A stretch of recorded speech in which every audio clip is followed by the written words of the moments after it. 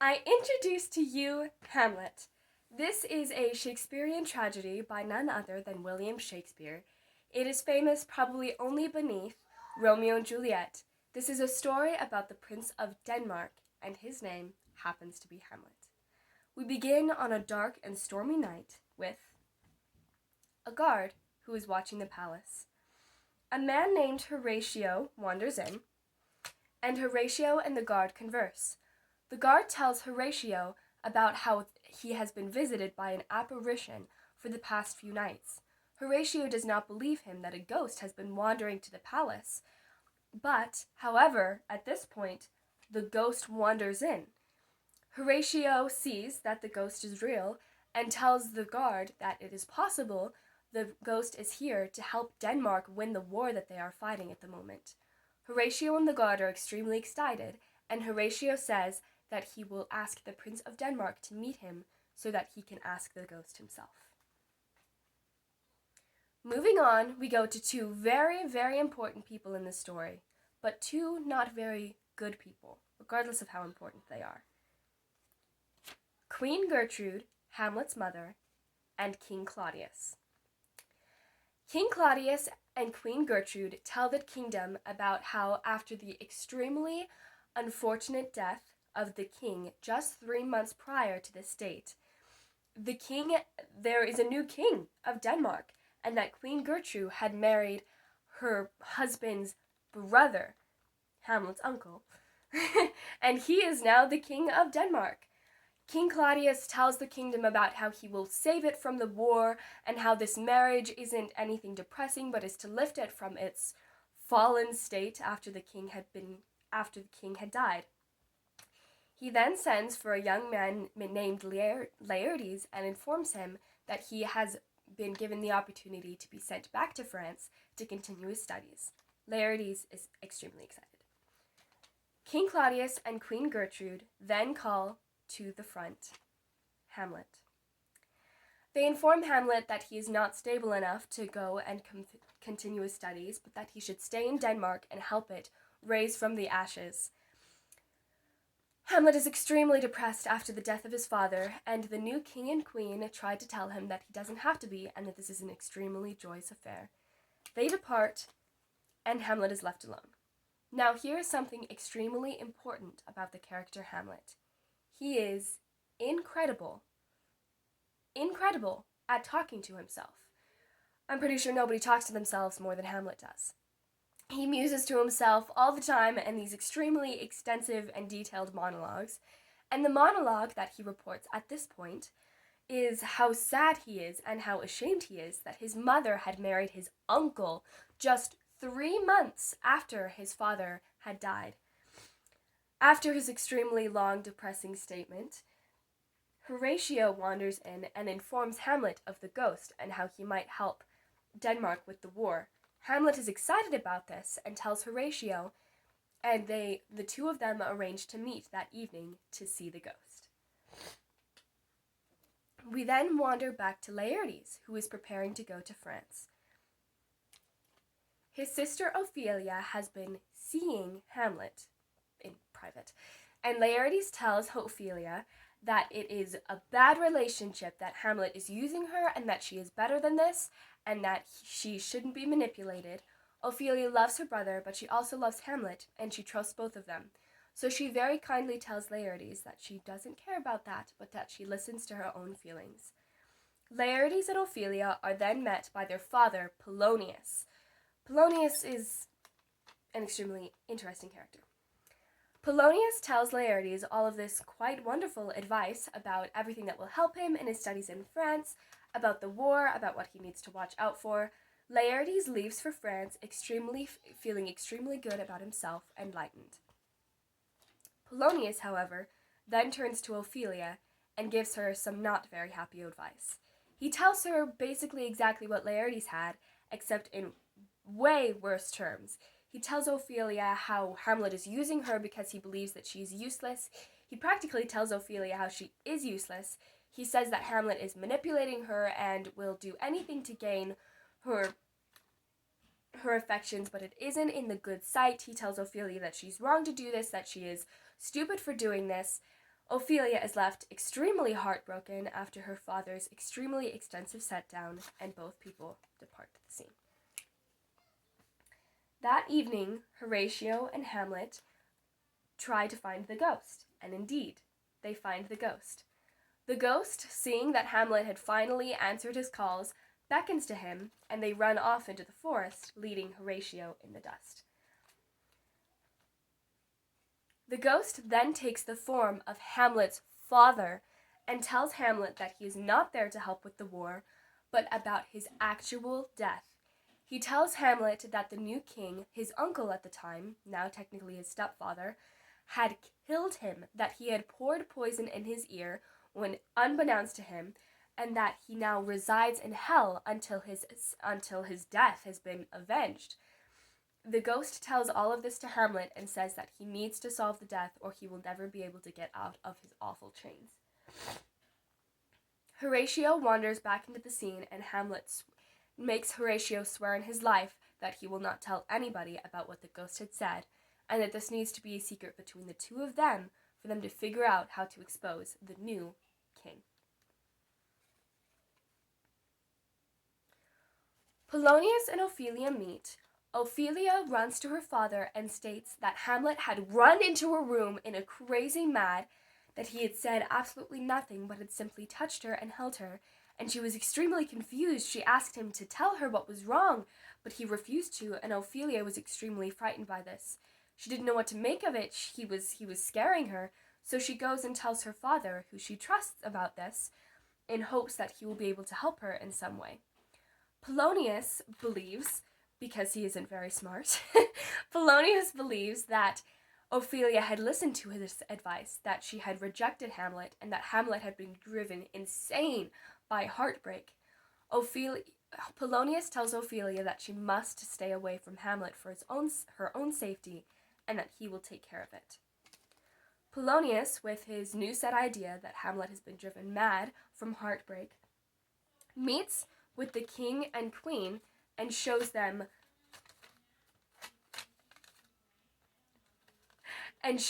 a letter that Hamlet had written Ophelia. It was an extremely beautiful love letter that he had written her, but Polonius makes it out to be basically a stalker's note, tells the king and queen about how he is insane and about how they need to deal with him.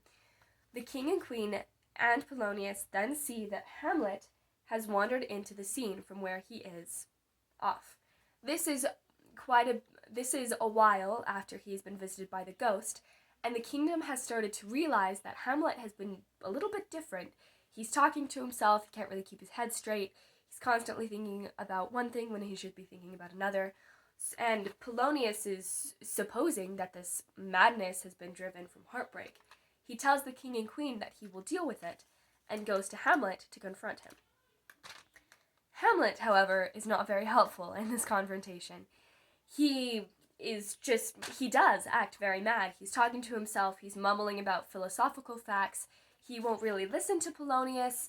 Polonius is extremely confused. He tries to get a point out of Hamlet, but then he'll just make fun of him, rebuking it in the next moment.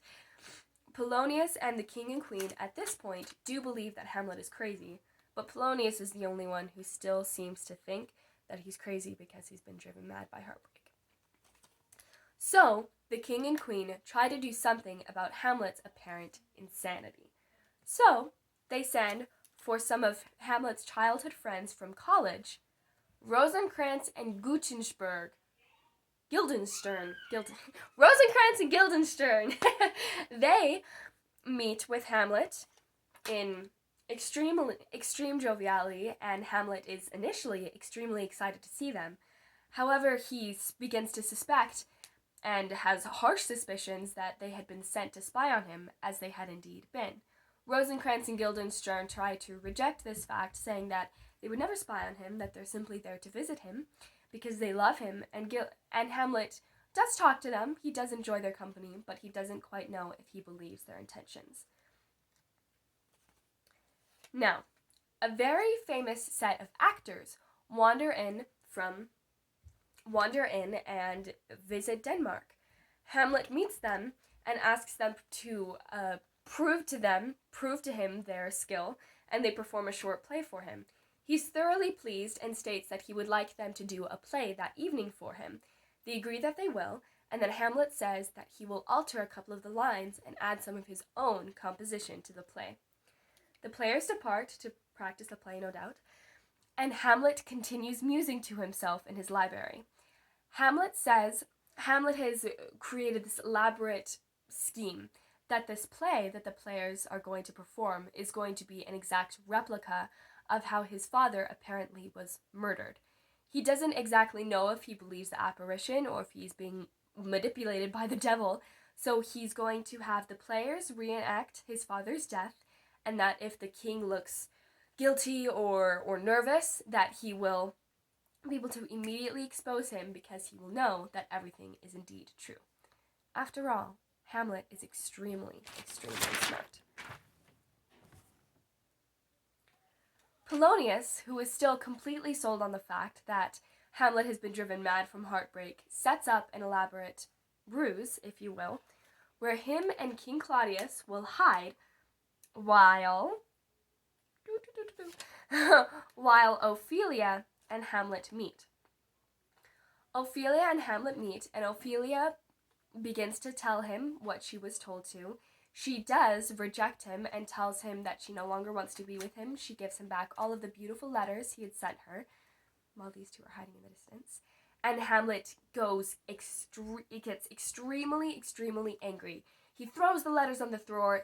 He begins throwing her around, telling her about how useless women are, about how she needs to go to the nunnery, about how she should reject men because she's being selfish, about how she's being cruel, about how she's being stupid, about how she had played him. Ophelia receives another very direct blow when Hamlet leaves, and she is the one extremely, extremely heartbroken. That's the whole "woe is me" line that has been recorded through centuries. Polonius and Claudius did hear this entire conversation.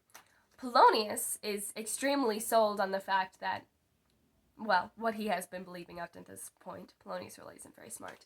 But King Claudius is not quite sure and starts to believe that there might be a deeper meaning to Hamlet's apparent insanity. That evening, Hamlet meets the players and gives them a little lesson on acting. He has to make sure they do everything in the play correctly, or obviously it will not go over well. And Hamlet gives them some advice for acting because he knows how to do everything because Hamlet's extremely smart. And the players agree to do everything, and they all embark to do the play, with everybody watching, of course, in the distance. So, the players' play is exactly the death that had happened, and Hamlet is trying to prove if or if not it happened. The players begin with a king and queen talking to each other, and how the queen says that she will never remarry after the king dies, and how the king believes that she will. The king is then visited by a murderer who pours poison in the king's ear. The poison is pure evil, and he talks about how it's evil, but he kills him anyways. And then he takes the king's crown, and then the murderer leaves with the king's wife. Obviously, King Claudius is extremely unsettled by this. The entire audience is. It was a very descriptive play. And Hamlet begins to realize that indeed King Claudius had killed his father, that this was how he'd killed his father. He knew how he did it, he knew where he did it, he knew why he did it. He just kind of needed to prove that it had happened. He needed to avenge him. So King Claudius is extremely upset, extremely nervous, and he leaves, very distressed. Queen Gertrude is also quite distressed and calls Hamlet to her room. But while Hamlet is on the way to her room, he meets King Claudius, who is not aware that he's there. King Claudius had actually managed to feel some guilt after seeing the play that Hamlet had put on, that the players had put on.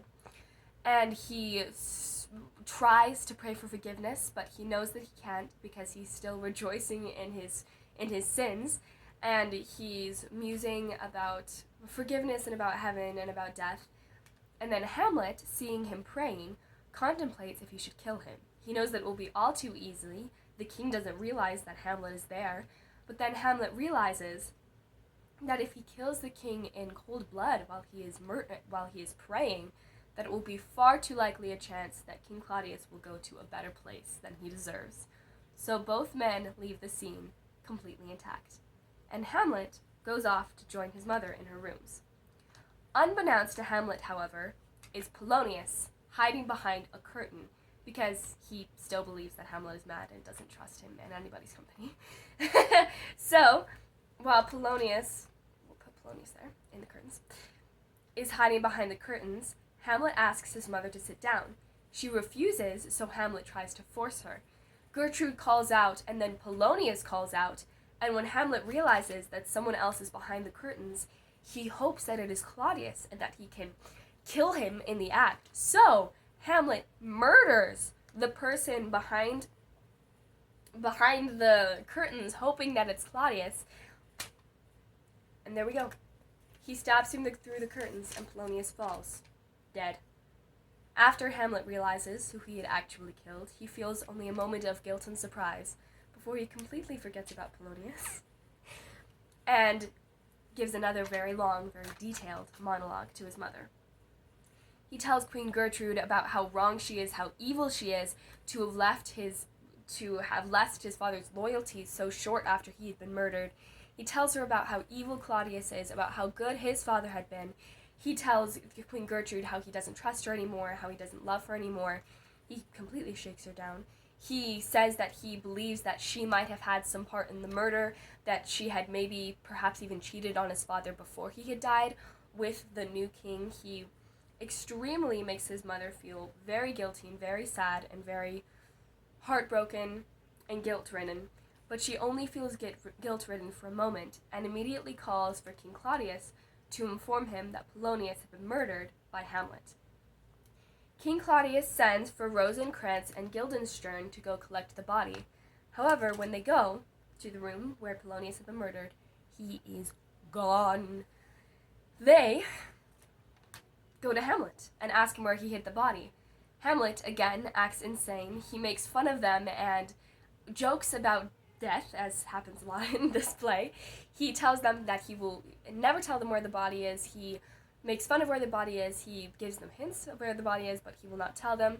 So Rosencrantz and Guildenstern take him to King Claudius, and eventually Hamlet does tell them where the body is, but with much more joking. And in the end, Hamlet is exiled to England. At this point, many moons later, Ophelia is found to be quite mad. She truly is mad, unlike Hamlet acting to be mad. She is constantly wandering about the palace, mourning about how she has been wronged by a lover, she's been wronged by her family. She compares flowers to people, to personalities. And then Laertes, remember Laertes, her brother, wanders in, actually storms into the castle, guns a-blazing, saying that he will kill Hamlet for killing his father, that he will avenge his father's death. But he finds Ophelia in her extremely depressed rage and asks her what's wrong, and she gives him more musings and more depressing mourning. And Laertes eventually leaves Ophelia and meets with King Claudius, and they begin to plot Hamlet's murder. They know at this point that Hamlet is too smart for them and that he will be able to expose King Claudius for his crimes unless they kill him themselves. So they set up this elaborate ruse, as happens a lot in this play. King Claudius says that he will arrange a fencing match for the two men, that he will give Hamlet a blunt sword that is usually used in these kind of games, and that he will give Laertes a real sword that can stab through his armor and kill him. Laertes is excited, but adds to the fact that he has extremely powerful poison, that he can dip the blade of the sword in, so that it will definitely kill Hamlet if it even nicks him. To add to that, Laertes says that he will put some of the poison in the wine that Hamlet will inevitably drink during the game if he gets thirsty. Both men are extremely excited and send a message to Hamlet to propose the fencing match. It is then relayed to the kingdom that Ophelia has died. It is unsure to them whether or not she killed herself. All they know is that she was found at a lake, drowned. So, we need a gravedigger to dig her grave. This gravedigger is extremely light in his craft. He jokes about death all the time. He jokes about life. He jokes about the graves he digs. He jokes about the people whose graves he digs. And he muses for a very long time with his comrade. And then Hamlet wanders in and asks whose grave he is digging. The gravedigger kind of refuses to tell him. He continues to joke about death, and he shows him skeletons that he has dug, that he has dug graves for in the past. And Hamlet, and they both have a conversation about life and death. Hamlet in a nicer way, and the gravedigger in a less nice way. However, a party starts to wander into the gravedigger's realm, and Hamlet hides, while quite the group gathers. Queen Gertrude, King Claudius, Laertes are all joined by a dead Ophelia in her casket. Ophelia is dead, but she's in her casket. Queen Gertrude tells Claudius about how she's not sure if this is a good idea because it may have been possible that Ophelia had killed herself, and that if this was a suicide, that it wasn't right to have a Christian wedding. But Claudius doesn't listen to her and kind of bounces off the idea. Laertes then is extremely depressed about everything that had happened with Ophelia. He talks about how much he loved her, about how sad he is with life, and he muses for a very long time. Remember, Hamlet is hiding. At this point, Hamlet seems to realize that she had been killed. That Ophelia is dead. And he pounces at Laertes, extremely mad, and tries to kill him. He tells Laertes that he loved Ophelia more than 20,000 brothers could ever love their sister. He goes so far as to state that he would eat a crocodile for her. Laertes then tries to kill Hamlet because Hamlet had killed his father and he wanted revenge. King Claudius, however, jumps into the middle and stops both men, and they all leave the scene intact. Now we go to the final scene, the end, the fencing match. We are joined by Hamlet and his comrade, Laertes. Laertes, of course, has the sharp sword with the poison, and Hamlet, of course, has the blunt sword. He is unaware of everything that is being planned, though. And King Claudius starts the match. The beginning of the match is very uneventful, other than the fact that they're both very good at fencing. During a break, Queen Gertrude, unbeknownst to her of the poison and the plotting of this scene,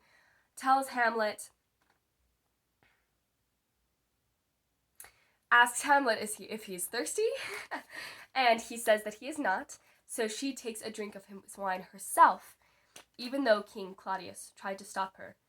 Remember, this wine has poison in it, so Queen Gertrude dies. Bye, Queen Gertrude. Now, Hamlet and Laertes, at this point, their fight gets a lot more dramatic. They somehow end up on a balcony, and Hamlet does get nicked by the sword that has the poison on it. However, the poison isn't extremely fast-acting, so it doesn't kill him immediately, and he doesn't really realize that he's been poisoned, and he just continues to fight. Somehow, he manages to steal Laertes' sword and stabs him with it, but that, again, isn't a very fast-acting poison, so he doesn't die immediately either. However, they're on a balcony, and Hamlet accidentally mind you, throws Laertes off of the balcony. He hits his head, and in his last moments before he dies, he confesses to his sins and tells Hamlet about the plan that they had set up, and that he is sorry and that he is ready to depart in his death. Bye, Laertes. I liked Laertes. That was sad. Now, Hamlet and King Claudius face one another. King Claudius is completely in Hamlet's hands, and Hamlet knows that. He does multiple things to kill him. Clearly he's very mad with him. First of all, he throws the poisoned sword into his gut. It stabs him. That would have killed him well enough, but it clearly wasn't enough for Hamlet. He then pushes a chandelier from off of the balcony, and he jumps onto the chandelier. The chandelier hits King Claudius, and now that Hamlet is on ground floor, he grabs the poisonous goblet, and he poisons King Claudius. And at this point, after 3 strikes to kill him, King Claudius does die.